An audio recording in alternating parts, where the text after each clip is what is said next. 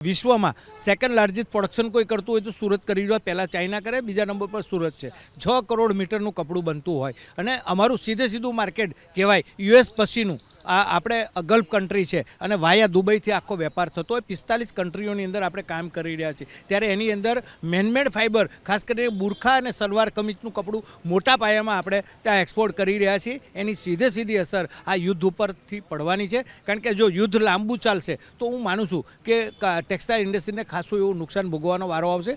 હુમલો થયો છે દુબઈ ઉપર, એને લઈને અમારા જે શિપમેન્ટ છે એ અત્યારે અધવચ્ચે પડેલા છે અને યુદ્ધનો માહોલ જો લાંબો ખેંચાય તો એ શિપમેન્ટ પણ ત્યાં અટકી જવાના છે. બીજો નવો માલ પણ વેચવાનો નથી અને ખાસું એવું નુકસાન ટેક્સટાઇલ ઉદ્યોગને ખાસ કરીને સુરતને ભોગવવાનો વારો આવશે. જે માલ ઓલરેડી અત્યારે પરિવહનની વ્યવસ્થામાં છે એ અટવાઈ જશે. જે માલ પડી રહેશે તે માલનું શું, એ ભરાવાનું શું? ટેક્સટાઇલ ઉદ્યોગ અને ડાયમંડ ઉદ્યોગ એવું નહીં, નિકાસ કરતા તમામ ઉદ્યોગો ઉપર આ યુદ્ધની અસરો વર્તાશે, માઠી અસર વર્તાશે. અને યુદ્ધ કોને ખબર કેટલા સમય ચાલવાનું છે. અને અહીંયાનો માલ અહીંયા પડી રહેશે. જે નિકાસ માટે તૈયાર કરવામાં આવ્યો છે તે માલનું શું?